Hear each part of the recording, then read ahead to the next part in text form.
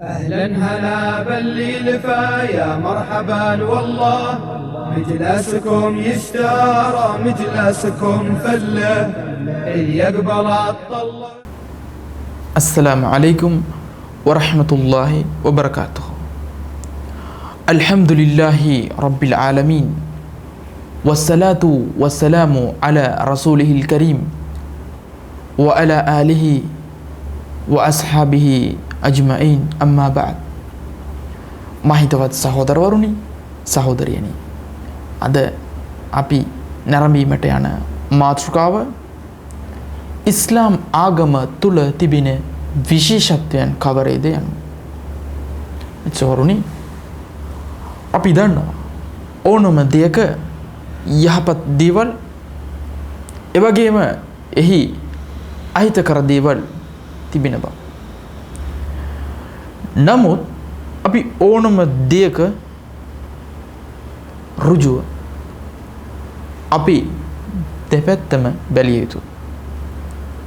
එහි අපිට ගුණාත්මක භාවය ලබා දෙන්නා වූ අපිව අපේ නිසි අරමුණ කරා රැගෙන යන්නා වූ දේවල් කවරේද? අපි මොන වගේ අවස්ථාවන් වල මුලාවට පත් කරවන දේවල් මොන විදියට තිබෙනවද යනුවෙන් තීක්ෂණ ඥානය උපයෝගී කරගෙන විමසීමෙන් යුතුව ගැනීමෙන් කිරීමෙන් ලබා ගැනීමෙන් අවස්ථාවන් වලදී අපි කටයුතු කළ යුතුව තිබෙනවා. මේ ඕනම දෙයක් වෙන්න පුළුවන්. මේ පොදු මතයක්. ඒ ආකාරයට මම අද ඔබව රැගෙන යන්නේ තවත් වූ පැත්තකට. එනම් අපි ලෝකයේ ඕනම දෙයක් ගන්නා විට අහන විට අපිට එයින් තියෙන ප්‍රයෝජන කවරේද යනුවෙන් සලකලා බලනවා. එහි කල්පැවැත්ම, එහි මිල,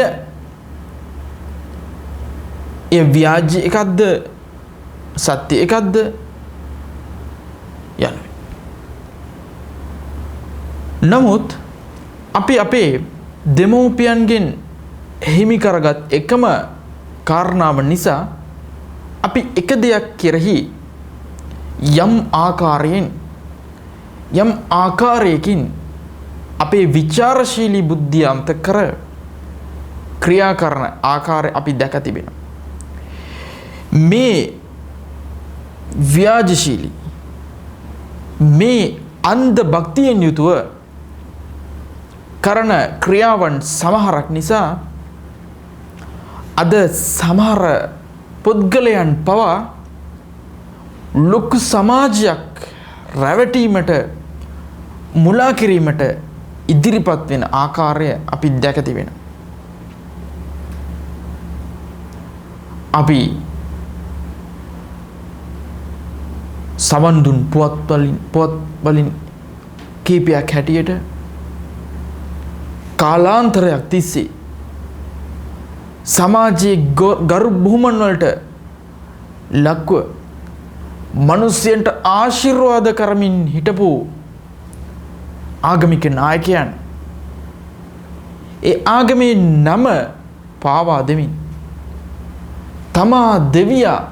තමාට දෙවියා ආරූඪ වෙනවා යනුවෙන් පවසමින් සමාජී ඉහළ තලයට ගොස් නැත්තටම නැති වුණු සිද්ධීන් අපි දැක තිබෙනවා. ස්ත්‍රී දූෂණ, මුදල් වංචා, ඒ වගේම බලහත්කාරකම්, මේ විදිහට තමන්ට අත්තුණු බලයන් ඒවා අනිසි ලෙස පාවිච්චි කරමින් සමාජයේ වෙනත් උදවේ කෙසේ කටයුතු කරන්නද, එසේ මේ ආගමික නායකයන් කටයුතු කරන්නට යෑම, එවැනි පුවත් අපිට ආරංචි වෙලා තිබෙනවා. එසේනම් අපි මදකට ඕනම දෙයක් කිරීමට පෙර මේ ඇත්තටම වෙන්න පුළුවන්ද, මේ වගේ දෙයක් තිබෙනවද යනුවෙන් සලකා බැලීම වටී අපි අන්ධ භක්තියෙන් ගිලි වැරදි දෙයක් කිරීමට වඩා ඒ ආකාරයට මෙලොව යහපත් අරමුණු කරා යොමු කරවන ධර්මයන් ආගම් රැසක් තිබෙනවා. මේ ධර්මයන් වලට තමන්ගේ මිල මුදල් තමන්ගේ ශ්‍රමය කැපකර කටයුතු කිරීමට ඉදිරිපත් වෙන භක්තිකයන් සිටිනවා. මේ භක්තිකයන් ඔවුන්ට තිබෙනව එම භක්තිය ඒ භක්තිය වෙනුවෙන් ඔවුන් කරන්නට ලෑස්ති වෙන දේවල් ලබා ගැනීමට අයුතු ආකාරයේ ඔවුන් ආකර්ෂණය කරන්නා වූ ආකාරයේ ක්‍රියාදාමයන් කර ඔවුන්ගේ මිල මුදල් සූරා කරන ආකාරය සමාජයේ තිබෙනවා. එසේනම් අපි වටහා ගත යුතුයි ඇත්ත තත්ත්වය කුමක්ද? මේ තුල සත්‍යතාවයක් තිබෙන්න පුළුවන් ද යනුවෙන් තහවුරු කර ගැනීමේ අයිතිය තිබෙනවා. කෙසේ අපි යම් භාණ්ඩයක් අපිට අවශ්‍ය දෙයක් ලබා ගැනීමේදී එහි තත්ත්වය අපි කෙසේ පරීක්ෂා කරන්නේද? එසේ පරීක්ෂා කිරීමට අපිට අයිතිය ඒ වගේම හැකියාව තිබෙනවා. ඉස්ලාම් ආගම ඒ අතින් මෙලොවටම පහළ කරන ලද්දා වූ විවෘත දහමක්. ඒ විවෘත දහමේ විවෘත ආරාධනාව සියලුම මනුස්ස සමාජය කෙරෙහි තිබෙනවා. මෙය යම් සීමිත පිරිසකට කොටු කරගෙන මොවුන්ට පමණයි මෙය යනුවෙන් සිතීමට ඉඩ නොදී එහි මූලික ග්‍රන්ථය වන ශුද්ධ වූ අල් කුර්ආනයේ මේ විවෘත ආරාධනාව කරනවා. එනම් කුල් යා අහ්ලල් කිතාබ් තආලව් ඉලා කලිමතින් සවායින් බයිනනා ව බයිනකුම් අල්ලා නඅබුද ඉල්ලල්ලාහ් වලා නුශ්රික බිහි ෂයිઆ වලා يتخذ بعضنا بعضا أربابا من دون الله فإن تولوا فقولوا اشهدوا بأننا مسلمون. සූරා ආල ඉම්රාන් 64 වන පරිච්ඡේදයේ දෙවිය පවසන විට නියත වශයෙන්ම දේවදූතයනි ඔබ පවසන්න දේව ධර්මයේ ලද අයවලුනි එන්නේ ඔබලා හා අපි අතර එකම වචනයක් යටතට පැමිණෙන්නේ. ඒ වචනේ කුමක්ද? අල්ලා නඅබුද ඉල්ලල්ලාහ්. අපි සත්‍ය දෙවිය අපේ මැවීම් කරුවා වන අල්ලාහ් හැර වෙන කිසිම කෙනෙක්ව නමස්කාර නොකර සිටිමු. වලා යත්තඛිද බඅදුනා බඅදන් අර්බාබන් මින් දුනිල්ලාහ්. අපි වෙනුවෙන් අපි එක්කෙනා වෙනුවෙන් දෙවිවරුන් පත් නොකරගමු. එයින් වැළකී සිටිමු. නමුත් ඔවුන් මේ ප්‍රතික්ෂේප කරනවා නම් ඔබ පවසන්නම් බි අන්නා මුස්ලිමූන් ඔබ ප්‍රතික්ෂේප කරන නමුත් අපි දෙවියට අවනත වූවන් යනුවෙන් පවසන්න. මිත්‍රවරුනි, මම මේ පැවසුවේ හුඟක් අය ඉස්ලාම් යන නම ඉදිරියේ ඔවුන් තමාව පසුපස්සට ගන්න ආකාරය දකින්න පුළුවන්. ඇයි? ඒ ධර්මයේ වෙන ඒ අපිට අයිති නෙමෙයි. ඒක සමාජයකට අයිති දෙයක් යන නැහැ.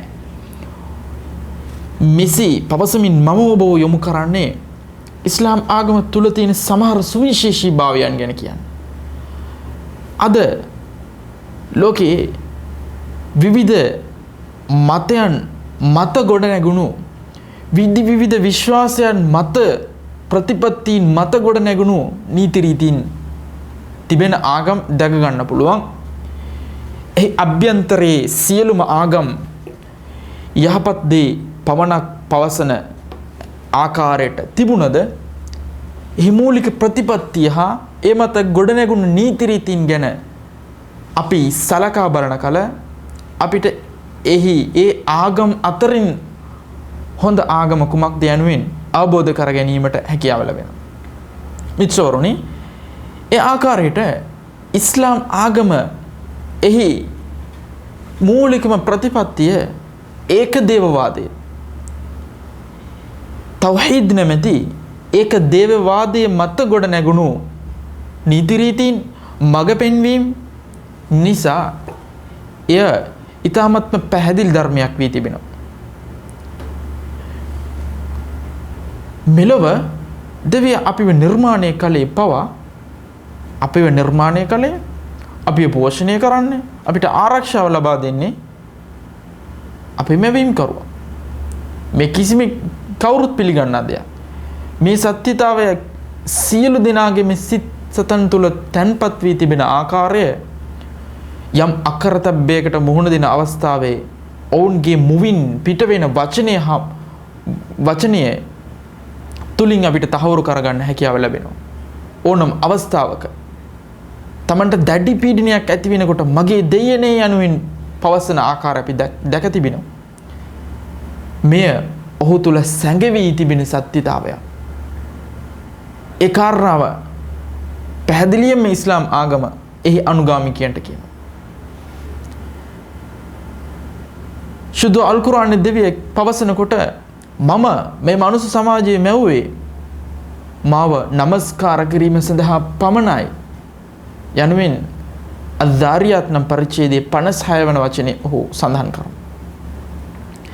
ඒ වගේම ඉස්ලාම් ආගම තුල මිත්‍යාවාදයක් නැහැ. ඕනම කෙනෙකුට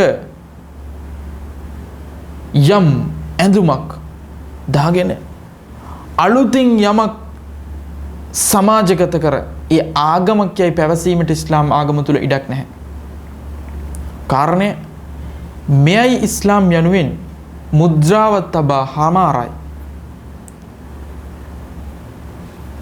ඒට පිටතින් පැමිණෙන ඕනම දෙයක් වුවද මුස්ලිම් කෙනෙක් තමන්ගේ තීක්ෂණ බුද්ධිය පාවිච්චි කර ශුද්ධ වූ ග්‍රන්ථයන් වෙතට යොමු වී මොහු පවසන කාරණාව ඉස්ලාම් තුළ තිබියද නැද්ද කිය තහවුරු කරගැනීමේ හැකියාව මුස්ලිම් වරුන්ට තිබෙනවා. ඒ වගේම මේ මුළු ලොවටම විශාල අභියෝගයක් ලෙස ශුද්ධ අල් කුර්ආනයේ තිබෙනවා. ඒ අල් කුර්ආනයේ පිළිපදින්නන්ට ගෞරවයක් හැටියටත් ඒ අල් කුර්ආනයේ ප්‍රතික්ෂේප කරන්නන් හමුවේ ඒ අභියෝගයක් හැටියටත් අද තිබෙනවා. වසර 1400ක් පැරණි ග්‍රන්ථයක්. මේ තුල පැරණි වචන තියෙන්නේ. මේ තුල තියෙන දේවල් නීති රීතීන් දැනට ගැලපෙන්නේ නැහැ. මේ පවසන්නේ ඉස්ලාම් ආගම අනුගමනය කරන අය නෙමෙයි, අනුගමනය නොකරන අය. ඉස්ලාම් ආගම ඒ අනුගමනය කරන අයට එම නීති රීතීන් කිසිම තදභාවයක් හෝ ඒ නීති රීතීන් පිළිපැදීම කෙරෙහි අවුල් වියවුල් භාවයක් ගෙන දෙන්නේ නැහැ. එනම් මෙම ශුද්ධ වූ අල් කුර්ආනය මුළු ලොවසියන්ටම ආරාධනා කරනවා. මුළු සමාජයටම පවසනවා ඔබලා මේ ශුද්ධ වූ කුර්ආනය ගැන හිතන්නේ නැද්ද? ඔබලාගේ හදවත් වලට විලංගු දමා තිබෙනවද? යන ඒ වගේම ඉස්ලාම් ආගම තුල ලොකු කුඩා අය, ස්ත්‍රීන්, පිරිමි යනුවෙන් මේ ભેදයන් ඒ ભેදයන් තුල ජීවත් වෙන උදවියට නිසිතින ලබා දෙන අතර කිසිම පුද්ගලයෙක් අතර උසස් පහත් ભેදයක් නැහැ. ශුද්ධ අල් කුර්ආනයේ දෙවිය පවසන විට ඔබලාවම කුල වශයෙන් හා ගෝත්‍රයන් වශයෙන් නිර්මාණය කළේ ඔබලා අතර හඳුනා ගැනීම සඳහා. නමුත් ඔබලා අතර ඊ타මත්ම ශ්‍රේෂ්ඨ පුද්ගලයා බිය බැතියෙන් යුතුව දෙවියාට බිය බැතියෙන් යුතුව කටයුතු කරන්න යනුවෙන් බිය භක්තියට හොඳින් ජීවත් වෙන අයට මුල් තැන ලබා දී තිබෙනවා. ඒ ඔවුන් පිරිමින් වුවද ස්ත්‍රීන් වුවද. තවත් තැනක අල්ලාහ් කියනවා වමන් යඅමල් මිනස් සාලිහාති මින් දකරින් අව් උන්සා වහුව මුමිනුන් ෆඋලායික යද්ඛුලූනල් ජන්නත වලා යුද්ලමූන නකීරා. සූරතුන් නිසා 124 වෙනි පරිච්ඡේදයේ අල්ලාහ් වාසන. නියත වශයෙන්ම කවරෙකු පිරිමියෙකු වුවද ස්ත්‍රියෙකු වුවද ඔවුන් යහපත කරන්නේද ඔවුන් ඒ ගැන දැඩි විශ්වාසයෙන් යුතු යහපත් දේ කරන්නේද ඔවුන් ස්වර්ගයට පිවිසෙන්නේ. ඔවුන් ඊ타මත්ම අල්ප මාත්‍රයක් තරම්වත් අපරාධයකට ලක් නොවෙන්නේ. උසස් කුලයක ඉපදුනා මම සුදු පාට ජාතිකයෙක් මම පාරම්පරික මුස්ලිම් මම මේ දේවල් මට තිබෙනවා මට මම බල සම්පන්නයි මම ගෞරවනීය කුලයක ඉපදුනේ නැහැ. ඕනම කෙනෙක් දෙවියාට නිසි ආකාරයේ දෙවියව හරි ආකාරයේ විශ්වාස කරමින් යහපත් දේවල් කරන්නේද ඔවුන් ස්වර්ගයට පිවිසෙනවා මිසක් ඔබ ස්ත්‍රී ඔබ වහල්ලෙක් ඔබ මේ වගේ ඔබ අහවල් කෙනෙක් යනුවෙන් ඔවුන්ව කොන් කර ඈත් කර තබන ලබන ධර්මයක් නෙමෙයි. අද සමහර ධර්මයන් වල ලොකුම ගැටලුව වෙවි තිබෙන්නේ මෙය. සමාජය තුල තිබෙන කුල ભેදයන් නිසා අද සමහර ඇත්තන්ව විවාහ කර දෙනු ලබන්නේ නැහැ. සමහර ඇත්තන්ව ගේ තුලට ගන්නේ නැහැ. ඇයි? අපි පහත් කුලේ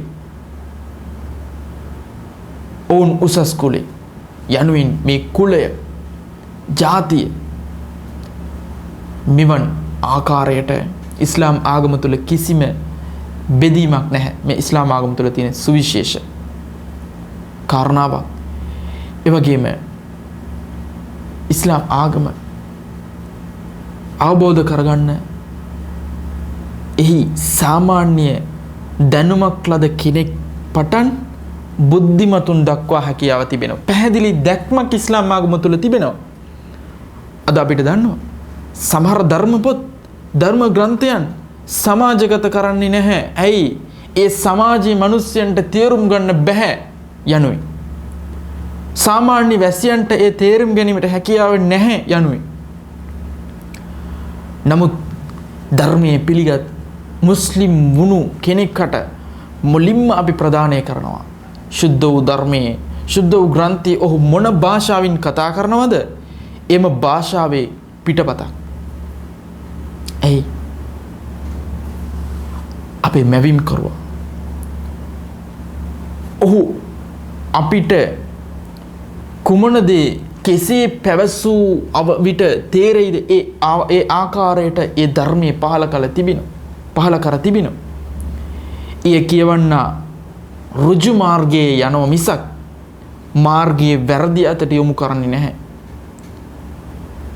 මෙය ආකාරයට ඉස්ලාම් ආගම තුල තියෙන සුවිශේෂී කාරණාවන් ගොඩක් ගැන අපිට ප්‍රකාශ කරන්න සඳහන් කරන්න පුළුවන්. නමුත් ඔබට ආරම්භයක් ලබා දීම සඳහායි මේ මාතෘකාව යටතේ කෙටියෙන් වචන කීපයක් මම ඔබ ඉදිරියේ තැබුවේ. විග්‍රහව ඉන්ෂාඅල්ලාහ් ඔබට මේ ගැන හදාරන්නට අප ආයතනය අමතන්න පුළුවන්.